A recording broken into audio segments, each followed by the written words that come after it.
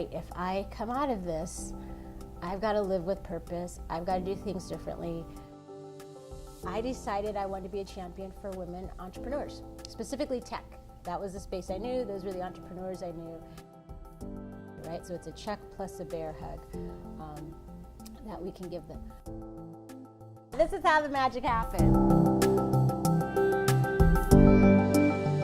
We met the first time, it was International Women's Day, then we were over here at our wonderful hosts at Thomson Reuters for a whole day celebrating International Women's Day and talking blockchain and all sorts of things. I'd love to have you tell a little bit about who you are, the journey type of thing to now, and then we'll chat more about it. Yeah, happy to. Well, thank you for having me. Thank you for putting a spotlight on Decade of Women. Sure. It is absolutely time and place, and so for you to be championing for it's just amazing. So thank you for that. And being willing to have this conversation, because sometimes it can be awkward, it can be good, right? But it takes us out of our comfort zone. So thank you for being brave to want to spearhead these kinds of conversations. Thank you. So my background is a Silicon Valley, Bay Area girl. I grew up around a lot of women of color in Silicon Valley in the 60s. And so my worldview was that women were amazing, women were in the sciences, they were in the tech, they were trailblazers, but they were my ecosystem. And I then went east and haven't really left, but I came east for college, Wharton, JP Morgan, did a little bit in Silicon Valley at Sun Microsystems. And I got to a place after a couple of decades of being an investment banker and doing impact work, I got to a place where we just weren't moving the needle in the way that we should. And so bravely, naively, combination, I decided I wanted to be a champion for women entrepreneurs, specifically tech. That was the space I knew, those were the entrepreneurs I knew. And unfortunately, from the time that my mother was a tech trailblazer, the diversity, the statistics, the opportunities hadn't really changed that much. And so I thought, I can take all the professional wisdom I've gained, all the networks, and become a champion for women tech entrepreneurs. It's wonderful. If we go back a tiny bit, with, let's say, JP Morgan, VP of Global Philanthropy, I believe, VP Government Relations before that. International. It's a lot different than just government relations. And so a lot of cool things. To put it bluntly, how did it feel to be not just a woman in those leadership roles, but an African American woman? You know, to be honest with you, it didn't feel that abnormal to me. I had, for most of my life, lived sort of in dual worlds. So I grew up in a black African American family, middle class, upper middle class, right? And so my schools, I was usually the only one of color at those schools.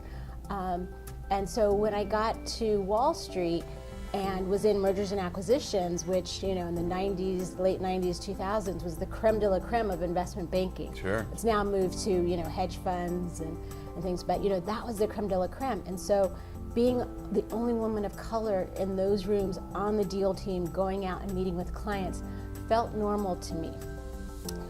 But I will say, because my background had been such the sort of privileged upper middle class, with the house, you know, the summer house, the vacations on the beach, growing up golfing, skiing, surfing, I skydived and, you know, I sail. Wow. Right? So probably not the typical things you think of for a woman of color, but that was my normal. But you're not typical. That was my normal. And I have to say that people were receptive to me, and people that you probably wouldn't have thought of. So when I got to Wall Street, my biggest champions were some of the guys that I worked with. They didn't look like me, we didn't necessarily socialize together, but they were about performance, and they could cut through culture, gender, and really, you know, focus on performance. And so I was working on things like mining and metal deals, cement deals, so all these kind of old industry, a mature industry, right? It wasn't the sexy internet stuff that was happening in the late 90s and 2000. I was working on some of those old industrial, so going out to Texas and, kicking some oil rigs around, right? Like that was me. So I had a great reception to it, but I also think there was this space where if you come with knowledge, if you come with credentials, that you will be taken seriously. And that to me was what I saw kind of lacking in the work that I'm doing now. That there are these women entrepreneurs who are doing amazing work, have sort of done everything that the American dream said, right? Go to school, get some great education, build a company, and then when they're going for financing, right, when they're looking for some support, we as society sort of haven't kept up our end of that bargain, right? And so that's the gap that I'm focusing on and addressing. Which is super cool. And I understand JP Morgan is somehow supporting you in that as well? Yeah, so they were great. So I decided to leave. I had cancer in my eye, and I was either going to go blind or die. And I wasn't going to know because on the operating table, they still didn't know what all was going on back there behind the eyelid. They wouldn't know until they got in there. And so I thought, right, if I come out of this, I've got to live with purpose. I've got to do things differently. And I just remembered the saying of like, you've been given gifts that you can give and gifts that you can receive. And what are you going to do with those? And so I went to JP Morgan and said, hey, I'm going to leave. I don't know what I'm going to do, but I'm going to do something impactful. And I'm going to take all the experiences I've had and put them to something more impactful. And I was really, really concerned not only about this population, which is, my population, Black, Latina, Asian, Southeast Asian, Native American, right, of women. But I also thought society's kind of missing out too. Like I see these amazing women, I see the really cool products and services and technologies they're developing. But if we don't invest in them, no one's going to get access to them. No one's going to get to enjoy and benefit from them. And if you think about it, and I went back and looked at the data, and it showed that they are net producers of jobs. So since 2008, recession here in the United States, men-led companies have lost over 1 million plus jobs. Women have added jobs in that same time period. And if we were investing in women of color on parity with men and Caucasian women, they would actually add another 4 million jobs just to the US economy alone and 1.1 trillion in revenue. And imagine this, last year the 5 million women of color entrepreneurs just in the United States generated 360 billion in revenue. But only a handful of them received that critical early stage funding and support that they needed. So that's really the work that I want to be doing, and I'm so glad that people like Decade of Women, the Fifth Element Group has become a leader in supporting my work, and JP Morgan said, right, come in and tell us what you're doing. You left a year and a half ago to start championing and talking about this work. Come back and tell us what you're doing. And so their leadership has been great. They helped me launch a campaign in which we're asking people to sign a manifesto to say that they stand with us, they believe that this population is important, and they've said we're going to help you with your fund as well.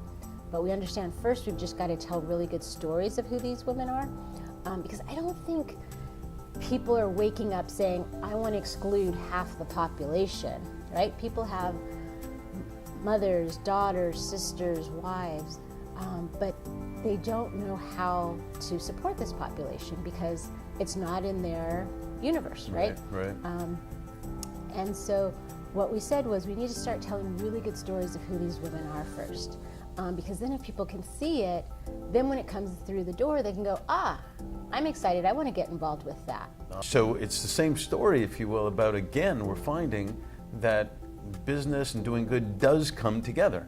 And what we call the leaders who care, who we like to work with, I love that.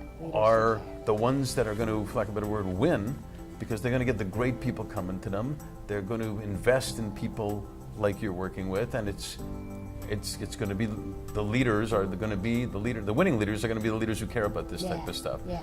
I mean, listen, it sounds cliche to say win-win, but this is a prime example where if we do it right, everyone wins, right? So think about this, is if we keep putting money into philanthropic initiatives, not to say that we should stop, but if we keep putting it in and think that's how we're going to create jobs, or that's how we're going to stabilize neighborhoods, right? Or that's how we're going to improve schools, right? We have to think differently, because that's not the only way to get at that solution, right? If we start investing in really good companies, if we start including the other half of the population, right, so that they are contributing members of society, we will hit all of the other goals that we have, whether they be to, grow the economy, right, bring down the unemployment rate, right, tackle housing, right, tackle, regentrification and stabilizing neighborhoods, improving the schools, raising taxes, right? Like, we can attack it from a social vantage point, or we can attack it from what we do know, which is just build great companies and grow economies. Now, with respect to the tech for a minute, and blockchain and whatnot, it's related very much to what we're talking about, because tech and blockchain are involved in social movements that does create economic empowerment. Can you talk a little bit about that? Yeah, so I'm really excited for tech, and we are solely focused on tech. Moonshots, frontier technology, blockchain, AI, and the reason being that I think those are technologies that are going to democratize a lot of the things that we've been talking about, and getting products out to markets that currently may not have access to them. And so for me, when I think of blockchain, putting aside the currencies, the cryptocurrencies that are out there and being issued, but if we just go back to the digital ledger, the smart contracts, right, those transactions that are taking place, and I think about all the things that we can put onto a blockchain platform, right, the world is open, marketplaces are open, borders start to go away, right? These middlemen and intermediaries that have a cost to them, right? Right. And in some ways, those costs are prohibitive depending on where in the world you sit. So that to me is exciting. There's an example of a woman in Atlanta.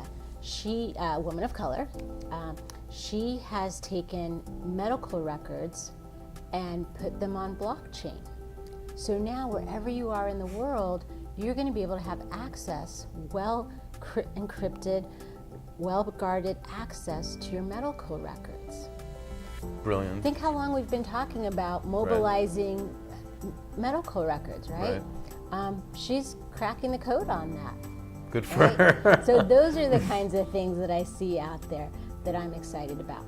The problem, though, is with that is because we haven't seen enough women in the leadership roles in those, and they're there, right? But we haven't seen enough of them in the same way that we would use them examples, like we can rattle off a Zuckerberg or a Sergey or a Travis, right? Those sort of just roll off of our tongue. We need to start spotlighting those because they're there, they exist. And I think that there needs to be, and this is where we think we can really make a difference, is we need to show who those women are. We need to be that first investment rung for them, help them grow, and then put them out in the world for the rest of the marketplace. I think we're present. It's not the future. I think we're present about that right now. And I think when you say present, I think corporations are. I think individuals are. I think the last rung, if you will, or the last mile, in some ways is investors themselves, the venture capitalists, the markets, the financial institutions, and not for any ill will or lack of wanting to be inclusive and diverse, but these are small frontier moonshot technologies that are being built, right?